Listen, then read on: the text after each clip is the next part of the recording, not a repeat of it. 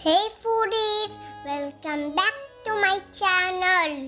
Hi, இன்றைக்கி வீடியோவில் எங்கள் ஊரில் பிரசவித்த தாய்மார்களுக்கு கொடுக்கக்கூடிய ஒரு பத்திய குழம்பு தாங்க பார்க்க போகிறோம். இது முட்டை மிளகு தண்ணி. இதில் நிறைய வெந்தயம் பூண்டெல்லாம் சேர்த்து பண்ணுவாங்க. ஏன்னா நியூ மதருக்கு மில்க் செக்ரேஷனுக்கு ரொம்ப ஹெல்ப்ஃபுல்லாக இருக்கும். வாங்க இது எப்படி பண்ணலான்னு பார்த்துடலாம். ஒரு ஜாரில் 20 பூண்டு பல் சேர்த்துக்கோங்க. அது கூடவே காரத்துக்கு காஞ்ச மிளகா சுட்டு சேர்த்துக்கோங்க. நான் என்னோடய காரத்துக்கு ஒரு 6-7 காஞ்ச மிளகாவை நல்லா சுட்டு இது கூட சேர்த்துக்கிறேன் நான். அது கூடவே ஒரு தக்காளி நறுக்குனது அதையும் சேர்த்துக்கோங்க. இப்போது மசாலா எல்லாம் சேர்க்க ஆரம்பிக்கலாம். 2 டேபிள் ஸ்பூன் சீரகத்தூள். இந்த சீரகத்தூளில் 1:1 ரேஷியோவில் சீரகமும் பெருஞ்சீரகமும் இருக்குது. அது கூட மஞ்சளும் கொஞ்சம் சேர்த்து அரைச்சி வச்சுருப்போம். 1 டீஸ்பூன் மிளகு, 1 டேபிள் ஸ்பூன் குழம்பு மிளகாய்த்தூள். கூடவே நான் 2 டேபிள் ஸ்பூன் தேங்காய் பால் பவுடர் சேர்த்துக்கிறேன். நான் தேங்காய் பால் பவுடர் இல்லாட்ட ஒன்றும் பிரச்சனை இல்லை. இதில் நீங்கள் தேங்காய் பால் கூட எடுத்து அப்படியே சேர்த்துக்கலாம். இப்போ இதெல்லாம் தண்ணி ஊற்றி அரைச்சிக்கலாம். தேங்காய் பால் ஊற்றுறவங்க பால் ஊற்றி அரைச்சிக்கோங்க. இதுதான் நம்மளோட குழம்பே. ஸோ ஆனால் உங்களுக்கு எந்த அளவுக்கு கெட்டியாவோ தண்ணியாவோ வேணுமோ அதுக்கு தோதான் நீங்கள் தண்ணியோ தேங்காய் பாலோ சேர்த்து அரைச்சிக்கோங்க. ஆனம் தாளிக்க ஆரம்பிச்சுக்கலாம். ஆனம் தாளிக்கிறதுக்கு ஒரு பாத்திரத்தை சூடு பண்ணிக்கோங்க. அந்த பாத்திரம் சூடானதும் அதில் 1/2 டீஸ்பூன் வெந்தயம் சேர்த்துக்கோங்க.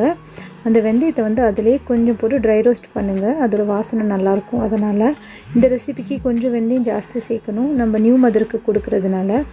இப்போ கொஞ்சம் எண்ணெய் ஊற்றிக்கோங்க. நல்லா செவந்துருச்சு பாருங்கள். இந்த சமயத்தில் நம்ம பூண்டு போட்டுக்கலாம். நான் ஒரு 8 பல் பூண்டு சேர்த்துக்கிறேன் நான். இந்த பூண்டும் பொரியட்டும் கொஞ்சம் எண்ணெயிலேயே. இப்போது தின்ன ஸ்லைஸ் பண்ண 10 பெரிய வெங்காயம், கொஞ்சம் கருவேப்பிலை அதையும் சேர்த்து வதக்கி விட்டுக்கோங்க. இப்போது ஒரு 25 கிராம் வஞ்சரம் கருவாடை ஆட் பண்ணுறேன் நான். அதுவும் அந்த எண்ணெயில் நல்லா பொரியட்டும். இந்த ரெசிபிக்கு ஒத்தமுள் உள்ள பெரிய கருவாடு தாங்க நல்லாயிருக்கும். அதனால தான் நான் வஞ்சரம் கருவாடை ஆட் பண்ணுறேன். பொடி கருவாடை ஆட் பண்ணிங்கன்னா ஆணத்தில் இந்த கருவாடு கரைஞ்சிடும். அதுக்கப்புறம் எல்லா இடமும் முள்ளாக இருக்கும், நம்மளால் சாப்பிடக்கூட முடியாது.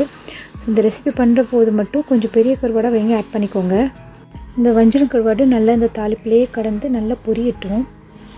அதுக்காக வஞ்சர கருவாடில் தான் பண்ணணும் அப்படின்லாம் எந்த ஒரு அவசியமும் இல்லைங்க. நீங்கள் ஏதாச்சும் ஒரு பெரிய கருவாடு லைக் பண்ண கருவாடு, பாறை கருவாடு அந்த மாதிரி கூட பண்ணிக்கலாம். அதுக்காக வாழை கருவாடை சேர்த்துறாதீங்க. அப்புறம் அவ்வளோதான், அதுவும் ஃபுல்லாக முள்ளாக தான் வரும்.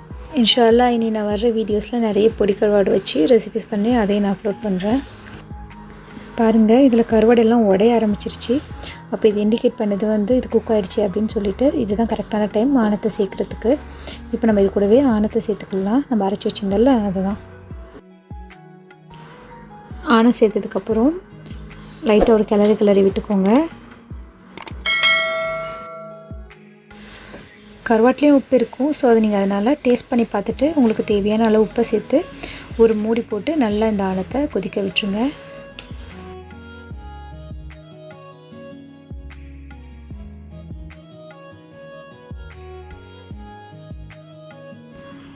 ஆணம் நல்லா கொதிக்க ஆரம்பிச்சிருச்சு. இப்போ நம்ம மூடியை திறந்துக்கலாம். மூடியை திறந்து லைட்டாக ஒரு கிளறி விடுங்க.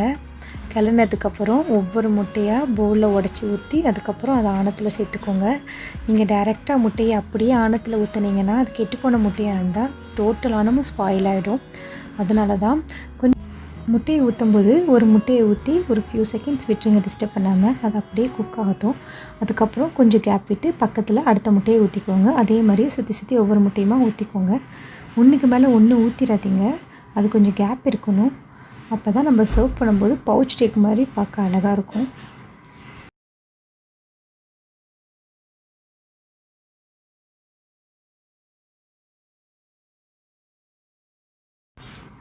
முட்டையெல்லாம் ஊற்றிட்டோம். இப்போ அடுப்பை மீடியம் ஹையில் வச்சு ஒரு 3 நிமிஷம் மூடி போட்டு இந்த முட்டையை நல்லா வேக விட்டுடலாம். 3 நிமிஷம் ஆயிடுச்சு. ஓப்பன் பண்ணிக்கலாம். பாருங்கள், முட்டை நல்லா குக் ஆகிடுச்சு. முட்டை அடியில் ஒட்டுறதுக்கு வாய்ப்பு இருக்குது. அதனால் நீங்கள் ஜென்டிலாக ஒரு கரண்டி வச்சு கிண்டி விட்டுக்கோங்க முட்டையை. மூடியை திறந்து வச்சு கொஞ்சம் நேரம் ஆணத்தை நல்லா கொதிக்க விடலாம்.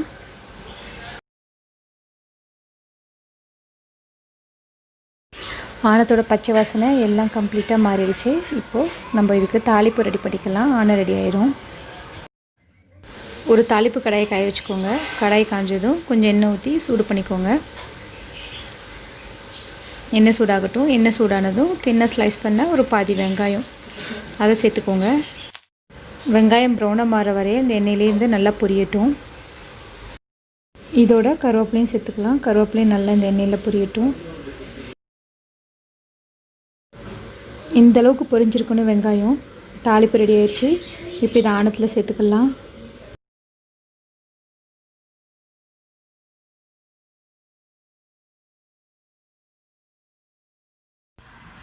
அவ்வளோதாங்க, எங்கள் ஊர் ஃபேவரட் எனக்கு பத்திய சாப்பாடு முட்டை மிளகு தண்ணி ரெடி ஆயிடுச்சு. நீங்களும் ட்ரை பண்ணி பாருங்கள். ட்ரை பண்ணி பார்த்துட்டு எப்படின்னு கமெண்ட்ஸில் சொல்லுங்கள். வீடியோ பிடிச்சிருந்தா லைக் பண்ணுங்கள், ஷேர் பண்ணுங்கள், கமெண்ட் பண்ணுங்கள், மறக்காமல் சப்ஸ்கிரைப் பண்ணுங்கள். தேங்க்ஸ் ஃபார் வாட்சிங்.